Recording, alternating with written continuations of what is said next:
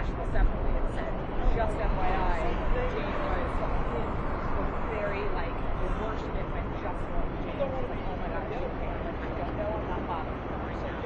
And like 5 minutes later, she went, well, I'm missing a wall in my condo, and I'm okay. Thankfully, she has family now.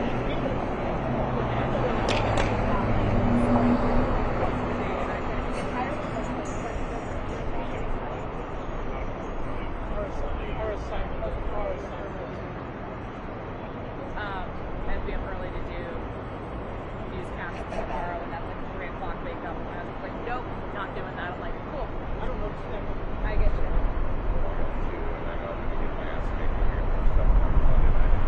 Oh, I know. Maybe not quite like this. Yeah, but still, like, I mean, yeah.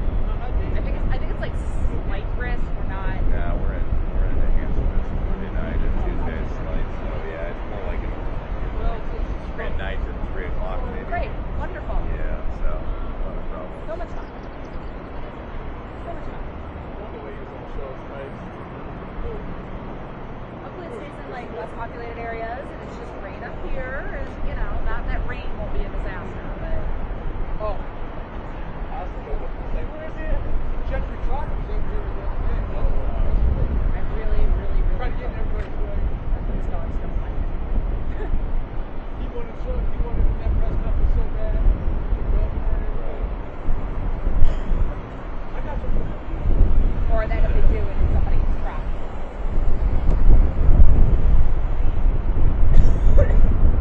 I thought they banned him from his antics the other day. Hopefully he's put his phone on do not disturb. He had his phone going off at the press conference. Hopefully he learned it during that disturb function. Right, he didn't even know about like, what was that disturb? Right.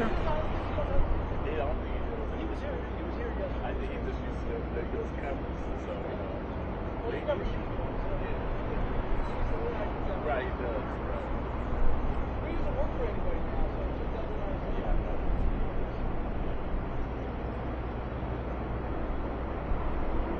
Okay, here's a tweet.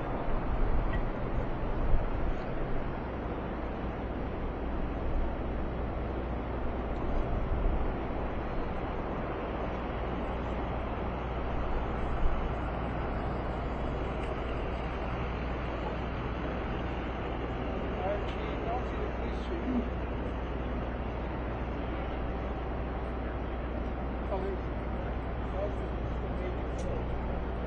Oh, there's the police chief. Yeah. I feel it's going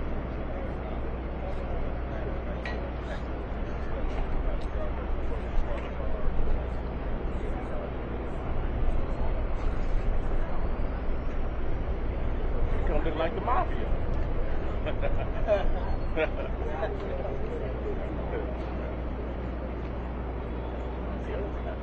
Like the start of Reservoir Dogs.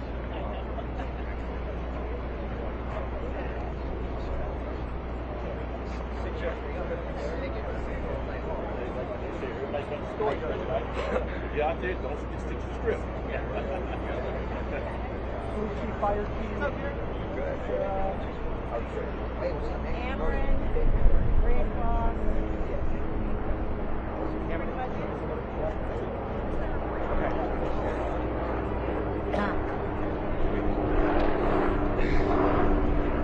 Is everyone ready? Rachel, are you good? Okay. Everybody's good? Good? Okay. There's a B.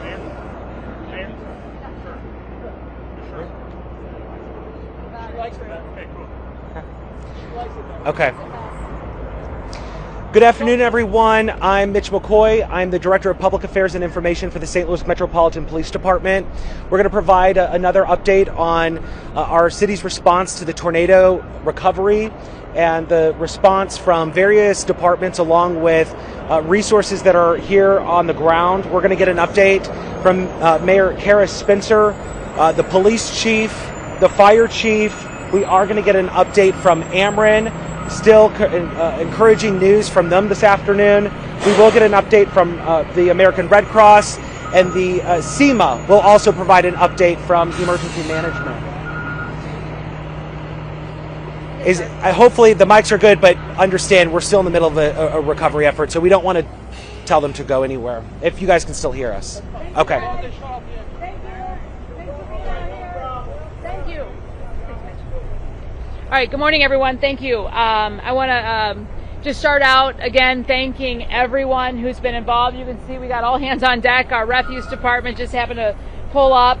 We have had an amazing, incredible response from first responders, volunteers, extraordinary help from civic leaders, civic organizations, and regular citizens.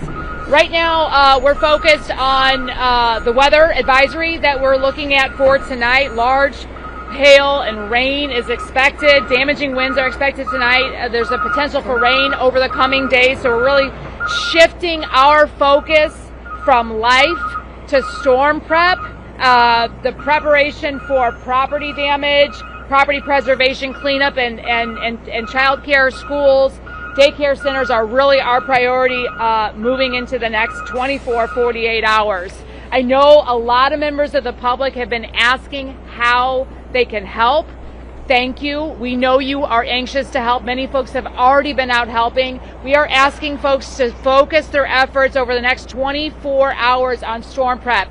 That does look like bringing tarps, 2x4s, wood, screws, boards, gloves, etc. We have 3 main drop sites that we're really organizing around that preparation, and that is the O'Fallon YMCA, the Urban League, Metro, which is on Kings Highway, the 1400 block up there, and then 4144 MLK for the Ville. Those are the 3 drop spots that we're asking for members of the public.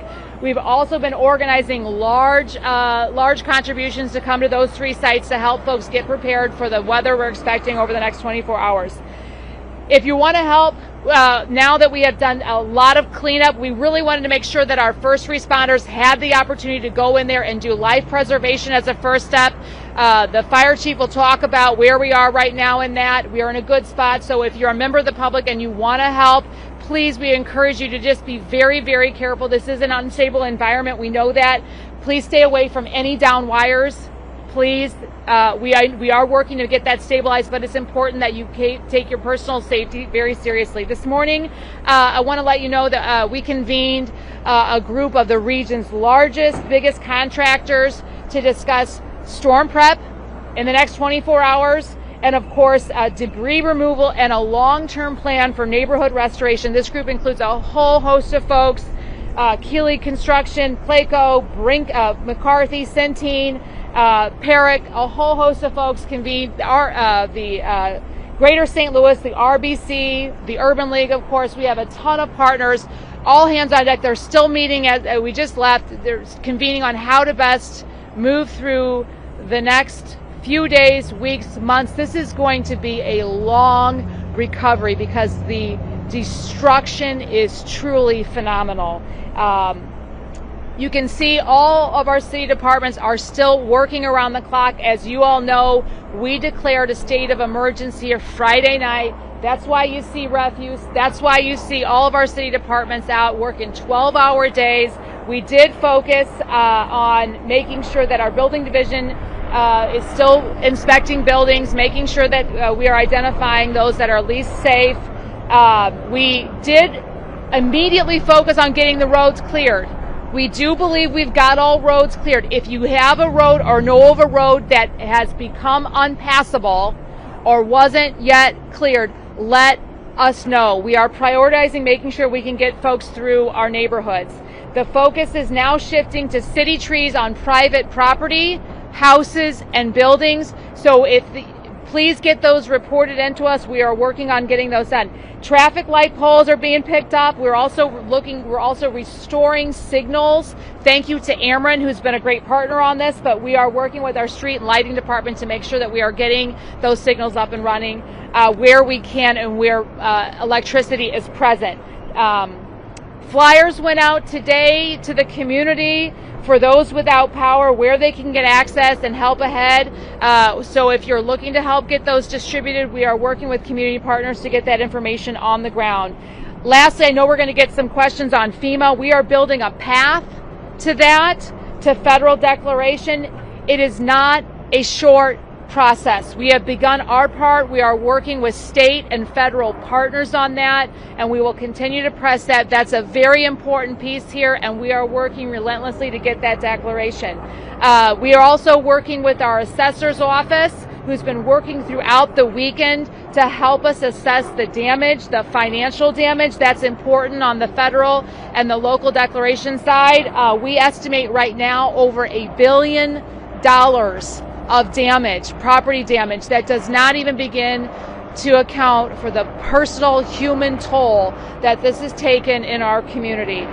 We're encouraging folks to stay up to date with our information at stlouis-mo.gov/tornado. We have a separate site set up on the city website to keep you informed of what we're doing.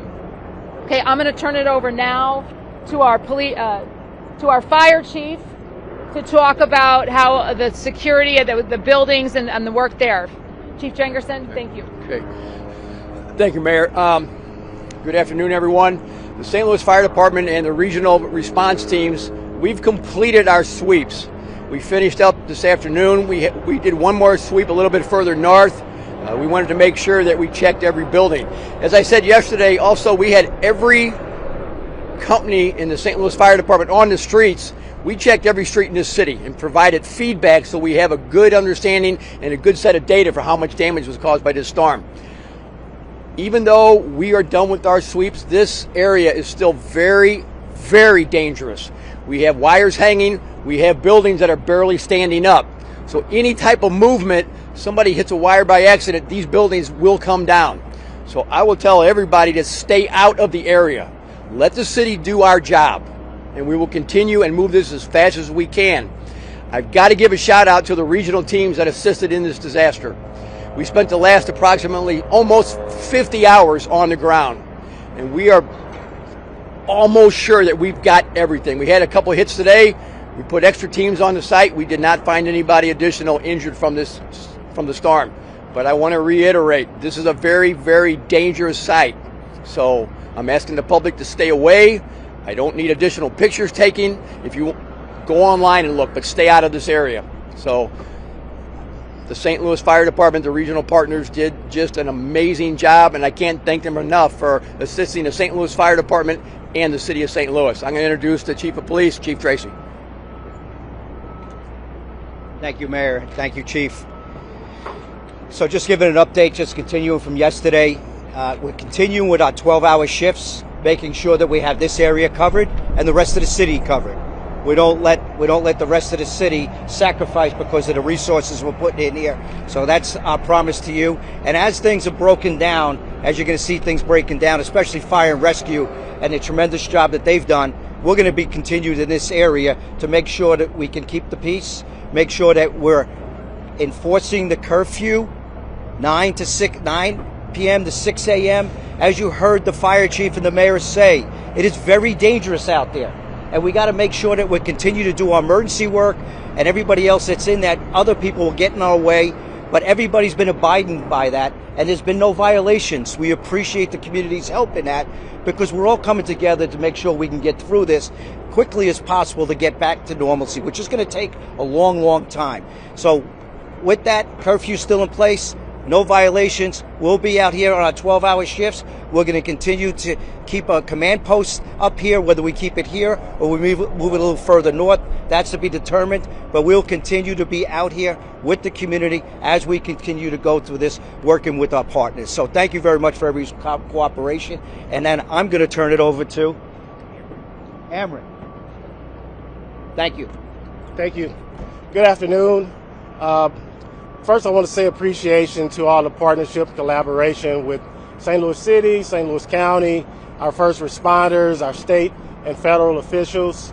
Currently, we have over 1,900 workers on property that are working to restore our service area for this devastating storm that took place on Friday. We have a count of over 300 poles, and I'm sure that count is going to go up. I know there are some concerns about schools, and we have a list right now. We're assessing that list. We'll be in contact with the mayor's office to see what our ESRT is going to be, when we can get those folks restored so that people can make plans on what they can do next. But I want to make it clear that this is a very devastating site. This is not, this will be a multiple day storm. We will be working until the week, restoring customers. Some of the harder hit areas, it's difficult to get to them. There's a lot of access issues. As they alluded to, there's a lot of devastation. There's things that could make it unsafe, not only for the general public, but also our crews. So we ask for your grace, and we're going to be here throughout the week, and we're going to get folks back on as fast as possible. Thank you.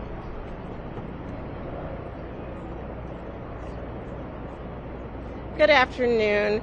My name is Lucretia Cox with the American Red Cross, and we are here to provide the immediate needs of all the residents who have been impacted by the storm.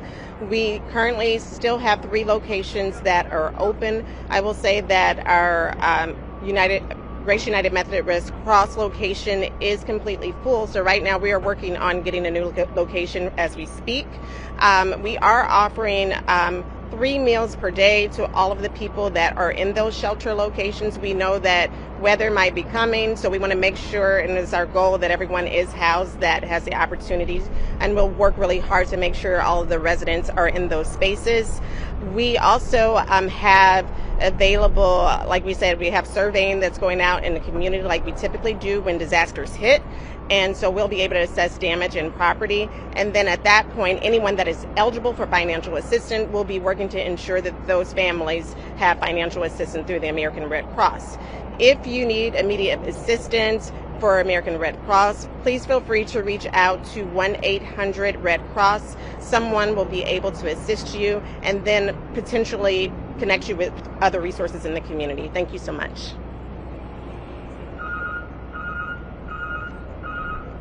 I'm Sarah Russell, Commissioner of Emergency Management for the city. Thank you all again for coming.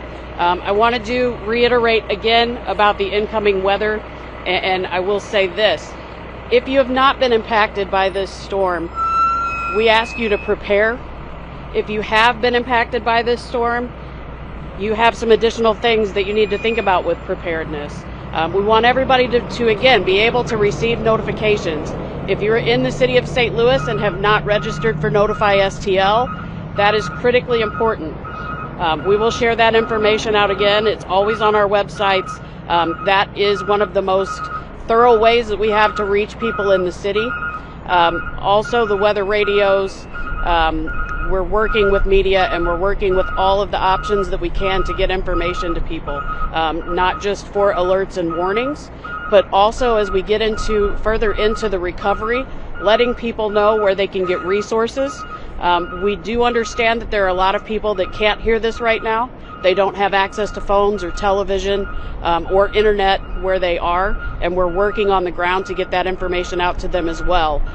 What we want people to think about right now while the sun is out is if you're out doing cleanup around your home and your home may not be safe to shelter in or stay in later, making sure that you find the resources of a place that you can get to and have a plan to get there, whether it's your local church or other facility in the community, a loved one's house, making sure that you have somewhere to quickly take shelter. Watch for the watches when we get them, if we get them, for things like severe thunderstorms, or, you know, if we get there, potentially tornado again. But those high weather events, we're going to be sending out those tools on every pathway that we have, not just us, but our media partners as well, to make sure that that information is put out. And that goes for, you know, today, the next day, next week. That's something that we're always doing, but it's going to be more critical now that we have people in more vulnerable structures and in the process of recovering. We want to support everyone as much as we possibly can. And with that recovery really getting into full swing now, I do want to thank not only the partners we have here, but at the Emergency Operations Center, there is many more partnered organizations, city departments, and city employees that have been working 12 hours plus to make this process possible, getting you information, setting up how we're going to get volunteers out safely into the parts of the community where they can be most useful. We do appreciate your patience. We want to do everything as quickly as possible, but some things do take time, as the mayor said. With regards to the declarations, we have to go through the processes to make sure that we do that appropriately, and we are absolutely working to get the declarations that we think that we have enough damage to easily prove that we should get, to unlock some additional resources so that we can more thoroughly and effectively and expediently get into this recovery process for those that are most critically in need. Those are the prepared updates that we have right now. We will open it up to some questions. I have a couple of questions. Well, let's start with one and then let others do it, and then we can come back to you. As much as we're having more weather coming in, there were some people who said they didn't hear sirens. If you guys had a chance to double check the sirens and make sure they worked. This is an issue that we're taking very seriously. We're conducting internal review, and we'll have some answers on Tuesday. I believe the report is due on that. But it is important to understand what happened there, Elliot, and we'll get to the bottom of it. Mayor Spencer, Yeah. you were saying that you were making plans for the north side. Has the storm made you change or alter any of those plans of what you would do for the north side? Oh, we are focused right now on getting through this, but yes, absolutely. I mean, the devastation absolutely is changing everyone's lives. I mean, you've seen what's the buildings that have come down, people's homes, people's livelihoods, people have lost their lives. Yes, this recovery is going to take a serious amount of time, capital, and all of us working together. What type of plans are you going to set in force to change the north side? Thank you for asking. Right now, we are focused on getting through the storm in the next 24 hours. We're going to be building out a long-term plan in the coming days, weeks ahead. It's forthcoming. Please give us a little patience. We want to be thoughtful. We want to do this with community, and we want to best understand how we get through these next 24 hours. Thank you. On the topic of those sirens, we're hearing that no one was in the office, the emergency management office during the storm. Wondering. I wasn't there. Again, this is a very serious matter. It's under review. We should have answers. It's my understanding right now on Tuesday. Thank you. You said 5,000 buildings were damaged. Is there more of an update on just? That's our estimation right now. Right now, like the fire chief said, we've checked them all. They're all getting logged. They're going into a database. We'll have more information soon, but that is the understanding at this time. Right? I don't have that right now. We're working on it. We're still, I think, at least getting through the next of kin. Rachel? Clarification on the 5,000. Is that buildings total? Do you know how many of them are houses versus other? We don't know the answer to that right now. Again, as the fire chief said, you have some answers? Okay, fire chief, sorry about that. Thank you. The 5,000 number is the amount of buildings that was in the path as we determined the touchdown area, which there were several of them, and the progression of the path or the progression of the tornado. We estimated 5,000 buildings within that area, okay? We've checked, we're probably at around 3,800 that we've checked that we think have had a certain amount of damage, and the damage is rated on 5 different levels, which is all in a program that we are finalizing right now, and we're going to provide that to the mayor's office and all the offices that need that information so we can do a grading on exactly what was impacted and where we go from here as far as demolition. So there's a whole lot that's going to come out of the information we provided. But that's 5,000 that were in the path. That were in the path. Okay. Yes. That's an estimation, okay? 5,000. Channel 5. I was in the Devolver neighborhood. The city forestry was doing some really good job getting all the stuff, but they had a question of, you mentioned the drop-off sites, thinking about the piles of trees and things like that. Is that just in addition, are those drop-off sites included in that? Because they were wondering about having to cost money for them to do that privately. Are they going to be able to take that all? We are working all that out right now. We've been in communication with our landfills so we can, have a spot to dump these things.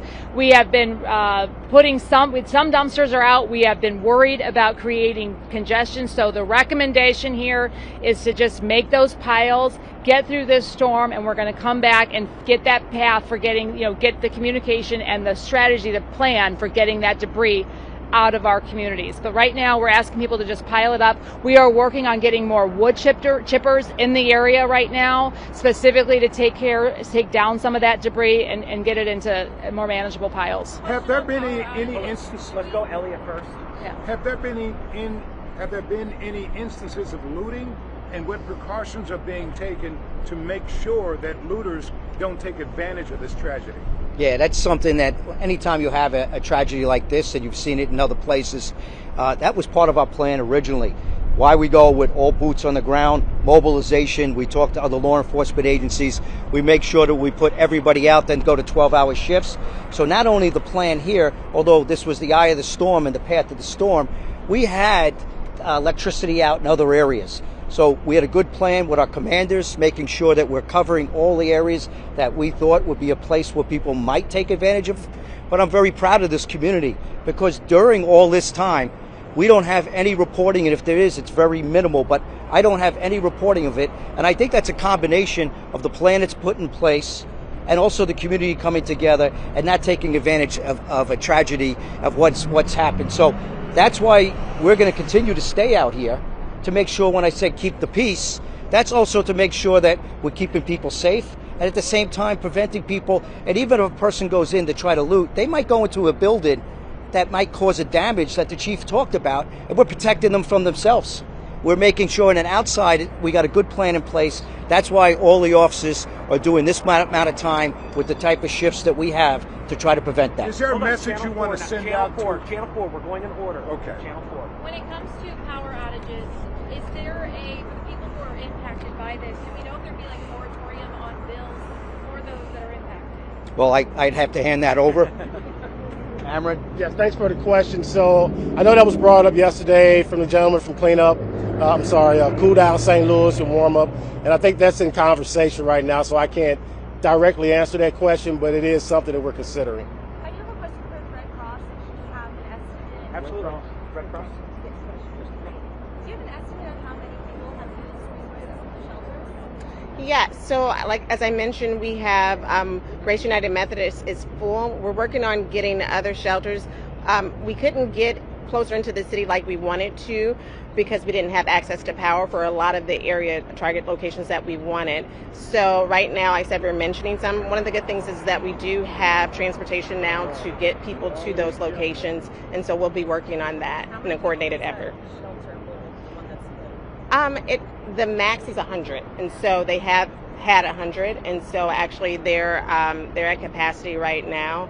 Overnight, last night, I think that our report was they were at around 75. Some people leave and come and go because they have families, but at the maximum it was 100. You say it'd be fair to say hundreds of people? Yeah, it's over 100 people that have been through all locations. Two more questions. Could you starting with tell Elliot. people again the hours of the curfew for those people who don't know?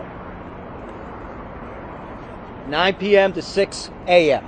So we're asking people, that's usually during the darkness. We're going to be working through the night.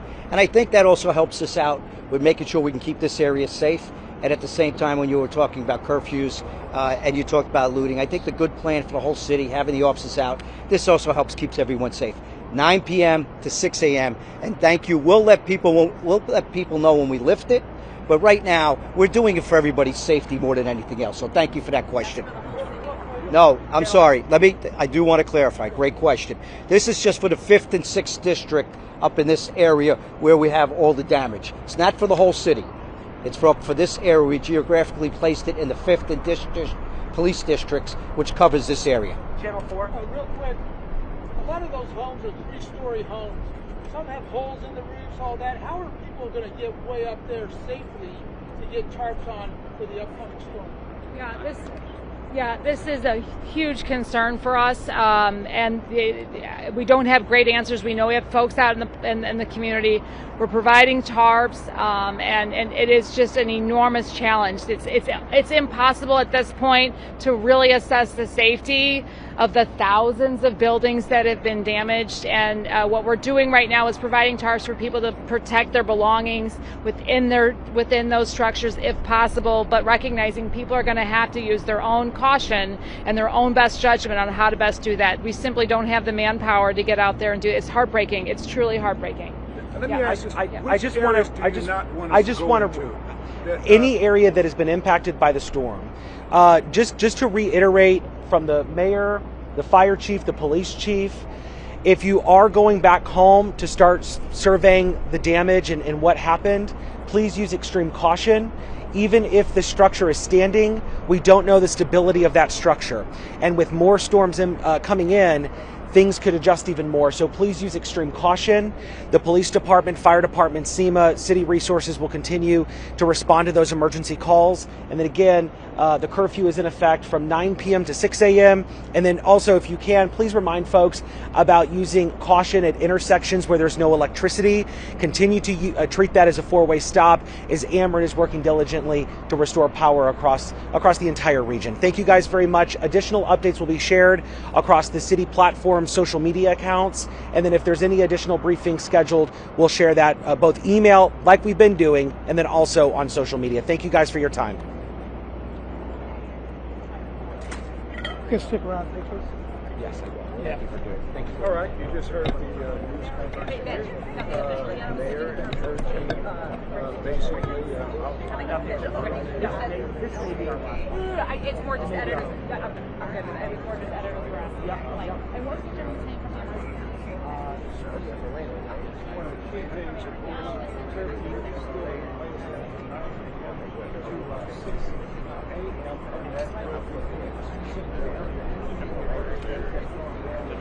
Well, everybody seems to be on that.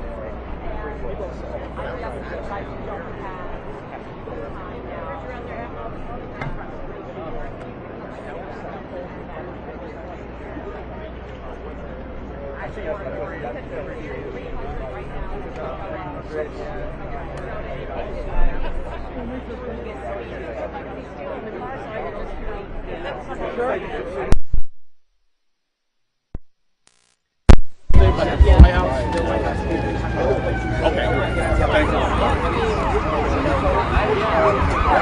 Thank you.